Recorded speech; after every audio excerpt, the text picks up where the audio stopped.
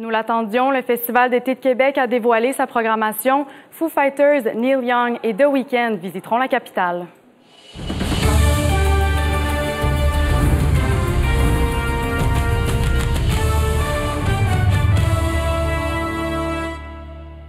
Bonsoir, ici Alexia Leblanc et bienvenue à votre TVA Nouvelle 18h. Un an après avoir atteint un taux d'achalandage record lors de sa 50e édition, le Festival d'été de Québec dévoile sa toute nouvelle programmation, Gaëlle. En effet, Alexa, et les spectateurs ne seront pas déçus pour cette nouvelle édition. Donc, parmi dans la programmation, 44 artistes ont été confirmés et on aura droit à 2 spectacles exclusifs cette année.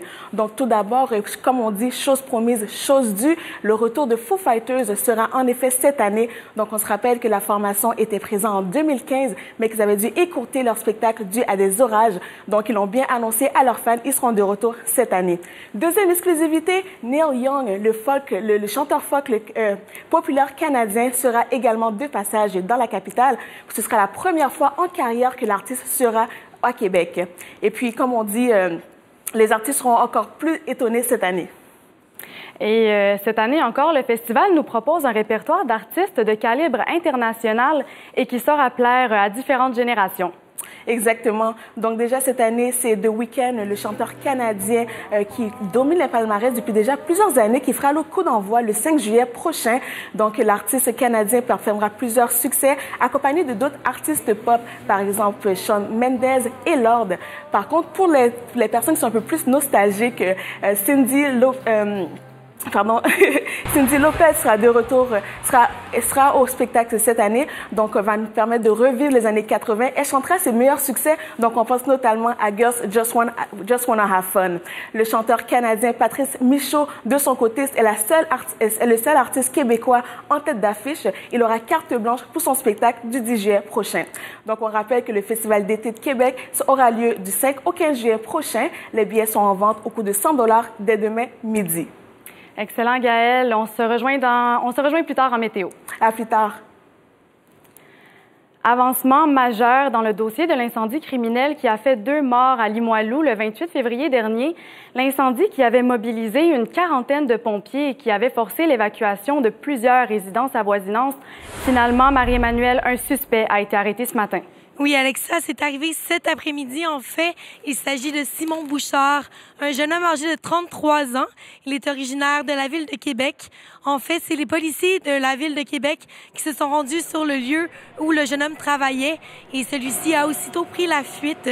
Il s'est enfui et puis ça a occasionné une poursuite policière à haute vitesse sur l'autoroute Laurentienne. Et puis cette poursuite s'est terminée en arrestation. Le service de police de la ville de Québec a arrêté le jeune homme dans un Super C sur le boulevard Henri Bourassa dans Charlesbourg. Et Marie-Emmanuelle, l'arrestation doit être un véritable soulagement pour les proches des victimes. Vous l'avez dit, Alexia, depuis quelques jours, la famille vivait vraiment un vrai cauchemar.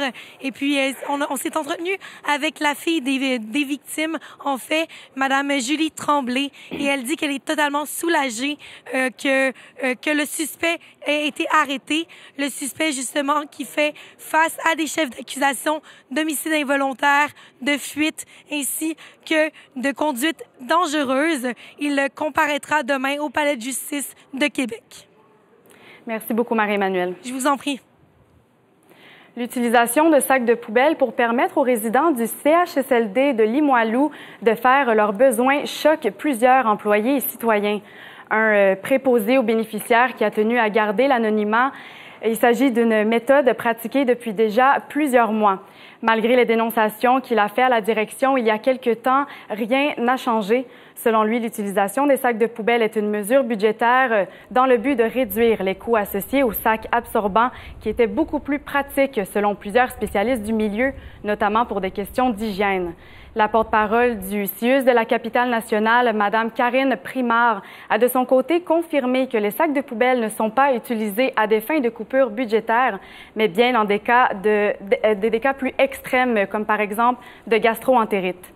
Céline Allard, directrice du programme Soutien à l'autonomie des personnes âgées, a déclaré que des moyens seront pris afin de mettre fin à cette méthode qui ne devrait pas être tolérée. Le chef de la CAQ, François Legault, était aujourd'hui de passage dans la région pour présenter un nouveau candidat au public. Et Jean-Maxime, la région de la capitale nationale pourrait être un endroit important pour les prochaines élections. Oui, les 5 comtés de la capitale nationale, la grande région de la capitale nationale, pourraient jouer un rôle déterminant lors des prochaines élections qui se tiendront en octobre prochain, donc à l'automne prochain, bien sûr.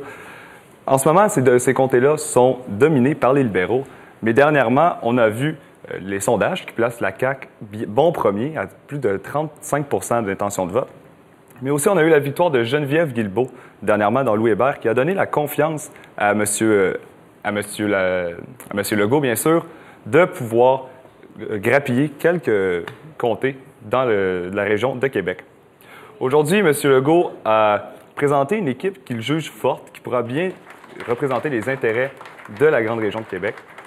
Équipe qui sera formée à partir d'aujourd'hui de Mario Asselin, qui a été ajouté à cette équipe, un ancien directeur d'école qui sera candidat pour la CAQ pour les prochaines élections dans Vanier-les-Rivières.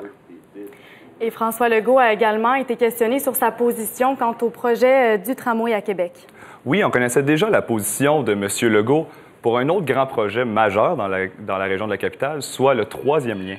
Cependant, on ne connaissait pas vraiment sa position quant au projet du tramway, qui a connu beaucoup d'avancements dans les dernières semaines. On lui a posé la question, dans ce cas-ci, lors d'une conférence de presse, quel projet il préférait prioriser entre le projet du tramway et le projet du 3e lien. Il n'a pas voulu fermer la porte à aucune de ces projets. Il s'est dit ouvert aux deux, mais pour le projet du tramway, il préfère avoir beaucoup plus de détails avant de se prononcer si un éventuel gouvernement caquiste irait de l'avant avec ce projet. Donc, c'est à suivre. Merci beaucoup, Jean-Maxime. Merci à vous. Après avoir versé une somme importante de 460 000 $ à plus d'une cinquantaine d'organismes de la Ville de Québec, c'est la fin du groupe J'ai ma place. L'argent servira notamment à honorer dès octobre prochain l'histoire du hockey de chez nous en finançant la place Jean Béliveau. D'ailleurs, une statue du hockeyeur y sera érigée, puis 5 statues qui représenteront les 5 périodes marquantes de la Ville de Québec y seront également construites au cours de la prochaine année. On se rappelle que la Fondation J'ai ma place a été créée il y a un peu plus de 10 ans.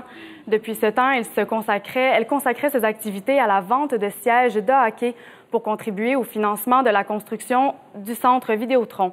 Elle a notamment permis la vente de plus de 5 000 sièges, ce qui représente des profits de plus de 20 millions de dollars.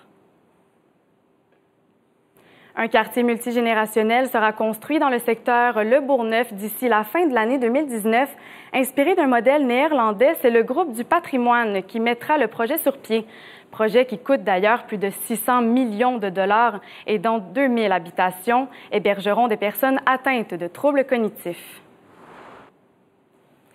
Après l'importante hivernale qui est survenue au nord-est des États-Unis, c'est alors que le Québec reçoit les retombées des précipitations. On se rappelle que plus de 50 millions d'Américains ont été touchés par cette tempête majeure qui a remonté la côte est américaine. Certains États, dont la Pennsylvanie et le New Jersey, ont d'ailleurs déclaré l'état d'urgence après avoir reçu plus de 60 cm de neige, en plus de vents violents allant jusqu'à 80 km/h.